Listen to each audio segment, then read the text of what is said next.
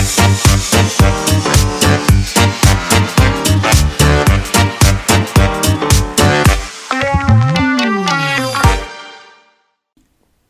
joli mot du jour, aujourd'hui, sérendipité.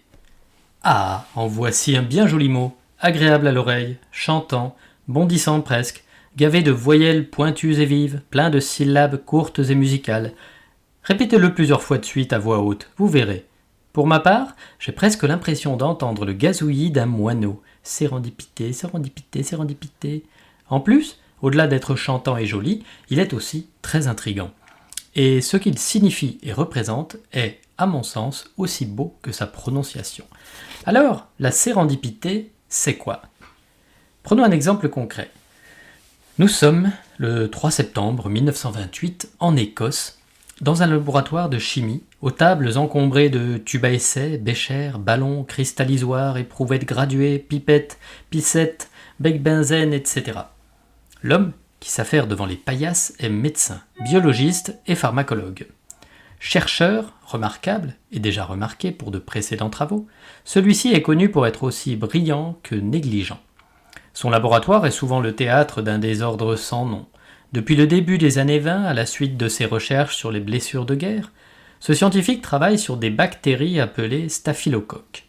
Tête en l'air, le dénommé Alexander part en grandes vacances. Lorsqu'il revient au labo, il remarque que ses boîtes de culture sont contaminées par un champignon. Et, autour de ce champignon, il remarque une zone où les bactéries ne se sont pas développées. Il isole un échantillon de cette moisissure, l'identifie comme appartenant au genre Penicillium et l'appelle la pénicilline. Le nom de ce savant est Alexander Fleming et il vient de faire une découverte essentielle dans le domaine de la santé et des antibiotiques plus particulièrement. Il vient surtout, sans le savoir, d'œuvrer par sérendipité. Car en effet, la sérendipité, c'est précisément ce que vient de vivre Fleming, à savoir le fait de faire par hasard une découverte inattendue qui s'avère ensuite fructueuse, notamment dans le domaine des sciences. Ainsi, le rôle du hasard, ou de la chance dans la science, comprend toutes les façons dont les découvertes inattendues sont faites. Question étymologie, et sans entrer dans les détails, sachez que le mot initialement anglais serendipity a été créé en 1754 par l'écrivain Horace Walpole à partir du conte persan Voyages et aventures des trois princes de Sérendip de Cristoforo Armeno. Walpole, à la lecture de ce conte, résume un épisode qui illustre les découvertes inattendues faites par accident et sagacité, ou encore par sagacité accidentelle. Un autre exemple célèbre illustre à merveille la sérendipité, c'est-à-dire le fait de réaliser une découverte de façon inattendue à la suite d'un concours de circonstances, ou plus simplement le fait de trouver autre chose que ce que l'on cherchait initialement. Il s'agit de la recette de la tarte tatin.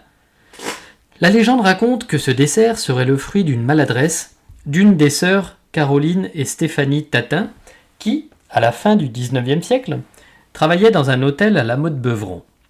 On raconte qu'un jour, d'affluence, l'une d'entre elles aurait mis au four une tarte aux pommes en oubliant la pâte, et n'aurait rajouté cette dernière qu'ensuite, et par-dessus durant la cuisson, pour enfin servir le dessert tel quel, sans le laisser refroidir au préalable. Il apparaît que cela ne serait en réalité qu'une légende gastronomique, mais enfin, soyons francs, la tarte tatin, c'est quand même un sacré délice, qu'elle soit le résultat de la sérendipité ou de l'inventivité des frangines Tatin.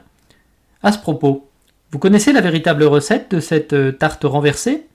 Elle est toute simple. Tu coupes des pommes en lamelles, tu fais un caramel brun avec du sucre et du beurre, tu disposes les morceaux de pommes, tu places une pâte brisée par-dessus, tu enfournes, et puis... tatin que ça cuise. Perso, je me demande si cette recette n'aurait pas plutôt été inventée par le chanteur Renaud. Ta-ta-ta. Allez, sur ce, à table, bon appétit, salut.